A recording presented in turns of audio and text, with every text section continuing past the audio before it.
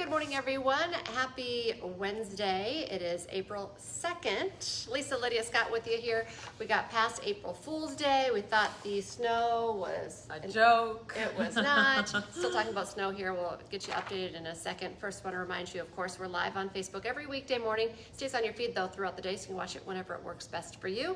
Plus, we make it into a podcast. You can find it at inform.com/podcast. Just look for the Inform Minute. All right, day after April Fool's Day. No joke, the snow is here, and kind of just depends on where you're at for what you're seeing. Yeah, do you want to say the breaking update we just got in? Yeah, no travel advisory in Sargent County. Yeah, so that's places like Foreman, Gwinner, Milner, all included in a no travel advisory. It was just issued 10-15 minutes ago, so it is brand spanking new for you as heavy snow is moving in. We also heard a report of a car crash down in Sargent County earlier this morning near the Gwinner area. Our photographer Travis is from Cayuga, so we get word from that direction sometimes, and so things are slippery and snowy, and hence no travel advisory.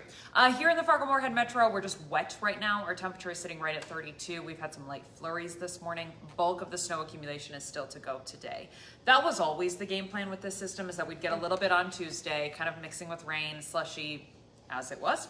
And now most of the snow comes for today as the main area of moisture moves in out of South Dakota. They have seen heavy wet snow in northeastern South Dakota this morning, and so that's kind of a heads up of what's headed our way. Temperatures, man, today are tricky. I've joked all morning long that they make me want to pull my hair out because it is quite frustrating. You sit 31, 32 degrees, you accumulate snow today. You sit 33, 34 degrees, you melt snow today. We're talking 1 to 2 degrees can be a huge difference in how much snow you end up with. Not necessarily how much falls from the sky, but how much you deal with on the ground based off of your temperature today. It's a tricky one.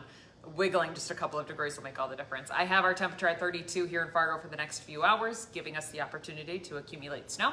I have us at 33 this afternoon. That's literally 1 degree. What do you want me to do with that? Oh my goodness. It is a tricky forecast. We will pile up some snow here.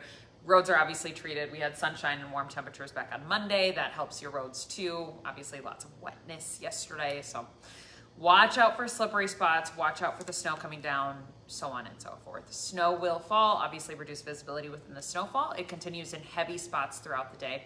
Wind, not a huge problem. It's turning around to the north, 10 to 20, gusting near 25. So a very minimal blowing snow threat. Plus, the snow is sopping wet, so it doesn't blow around all that easily. These periods of heavy snow continue. They start wrapping up to the north and to the northwest pretty quickly here through, I'd say, the afternoon. For the rest of us, winds down overnight tonight, gone by tomorrow morning.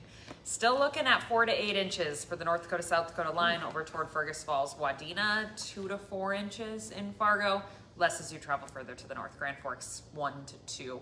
We picked up 1.6 yesterday in Fargo, and then obviously did quite a bit of melting. Had a liquid equivalent of 1/4 inch. That's really wet snow. Let's see, what else do you need to know? Tomorrow morning, temperatures 28 to about 30 degrees. I do think most of us fall below freezing, so we're really gonna have to watch out for the wet roads refreezing by tomorrow morning. That can make things a little slippery. Temperatures quickly warm up 35 to 40 degrees for tomorrow, which means we will do some melting. I don't have great sunshine in the forecast tomorrow, but the sun is still up, it still exists. And we've got an April sun angle, obviously now this time of year, and that'll help to kind of kickstart some melting for tomorrow. Peaks of sun, maybe a morning flurry on your Friday, temperatures 30s to near 40. Sunshine in full blast for your Saturday, mid 40s, and that's when things will get very melty on Saturday.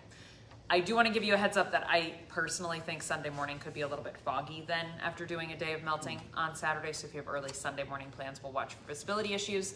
Otherwise, next week, 50s to near 60, baby. Yes. Okay. Woo! Look forward to that. Yes, right now I'm forecasting a 60-degree day on a Friday. Woohoo. Oh. Timing is awesome. I know. So look forward to that. In the meantime, do keep your Storm Tracker app handy. We've got the DOT maps on there. We've got the radar, obviously. Things to pay attention to before you hit the road for any travel plans. Okay. Sounds Much great. quieter tomorrow. Thanks for guys. the update. Okay, well, also a quick update on road conditions right now. As we just said, no travel advised in Sargent County. We're hearing some reports of accidents already. Mostly wet roads, maybe a little slushy up and down, Fargo, Moorhead, and north, and a little bit south. I-29 not looking so bad right now, but we did see a big change just when First News started to the end of First News, where we were seeing more yellow on the road maps, which meant icy conditions, like Jamestown to Valley City area. So when the temperatures do drop, I know Lydia just kind of broke it down, it's kind of tricky, but when we're talking like 29, 30 degrees, it makes the roads very icy. So you have to be very careful if you're going to run into areas where the temperatures drop. It's going to get icy otherwise, snow covered, and in other areas just kind of wet and slushy. Yeah, and then 29 for most of North Dakota is doing okay, but once you get to South Dakota, like Sisseton to Watertown, it's not very nice. So it just kind of depends on where you're trying to go today, what you're going to see.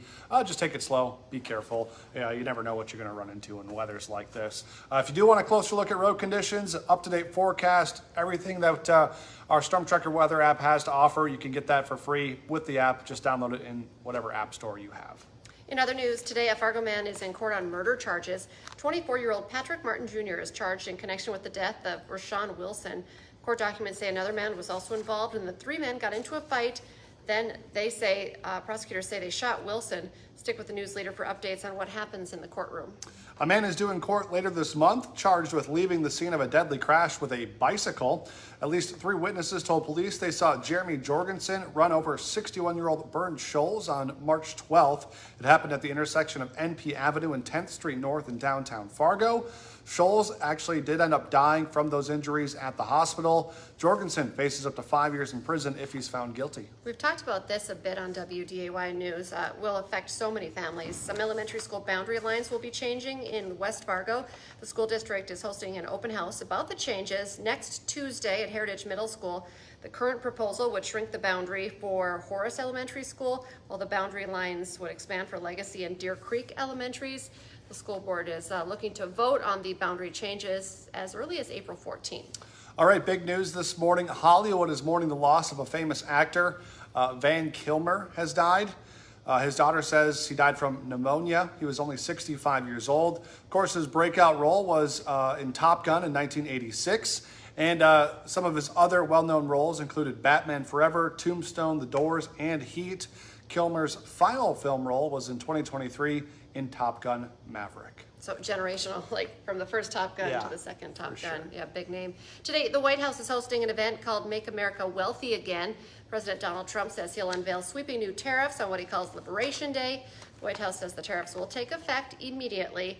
The Trump administration says altogether the tariffs could bring in $6 trillion of revenue over the next decade. Meanwhile, the Senate is set to vote on a resolution aimed at blocking those tariffs on Canadian goods.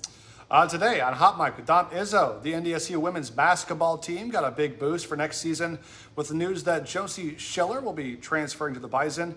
Why she's so good. Plus, 6 high school basketball teams appeal to stay in the same class next year. Why nobody is actually moving classes. That's from 9 to 11 on WDAY Extra. And Inform.com. And now's a great time to get your Inform.com subscription. It's your all-access pass to all these news, weather, and sports headlines.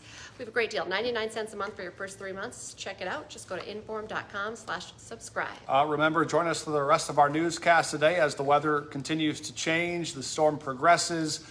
Depending on where you're at, things looking a lot different. If you missed our weather to start the show or to start this Facebook Live, check in on that Storm Tracker weather app for the latest updates. Also, breaking as of, about 20 minutes, half hour ago, no travel advised in Sargent County, so things not looking great to the south this morning. We'll have you covered with updates throughout the day on WDAY News.